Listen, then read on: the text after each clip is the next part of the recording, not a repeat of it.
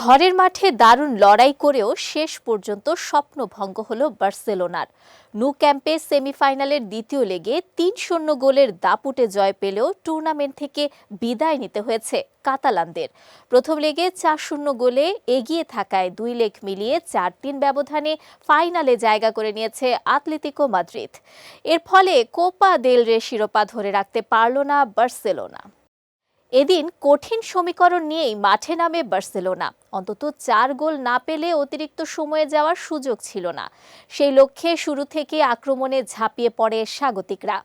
৩০তম মিনিটে তরুণ winger Lamine Yamal corner থেকে ২ ডিফেন্ডারকে কাটিয়ে নিচু ক্রস বাড়ান।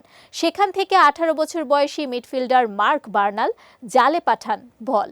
এদিকে প্রথমার্ধের যোগ করার সময়ে বক্সের ভেতর ফাউলের শিকার হন পেদ্রি। পেনাল্টি থেকে নির্ভুল শটে ব্যবধান ২-০ করেন রাফিনিয়া।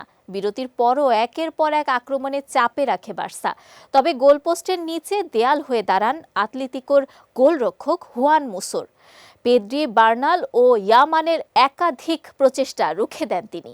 তবে ৭২তম মিনিটে জোয়াও ক্যানসেলোর ক্রস থেকে ভলিতে নিজের দ্বিতীয় গোলটি করেন বার্নাল। তাতে ব্যবধান দাঁড়ায় ৩-০। আর একটি গোল পেলে অতিরিক্ত সময়ে যেত ম্যাচ, কিন্তু শেষ পর্যন্ত আর জাল খুঁজে পায়নি বার্সা। ফলে হারলেও ২ লেগ মিলিয়ে ৪-৩ ব্যবধানে এগিয়ে থাকায় ফাইনাল নিশ্চিত হয় আতলেতিকোর।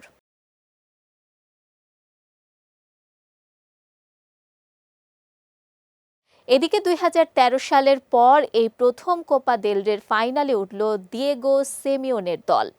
আগামী ১৮ এপ্রিল সেভিলের ফাইনালে তারা মুখোমুখি হবে রিয়াল সোসিয়েদাদ অথবা অ্যাথলেটিক বিলবাওয়ের।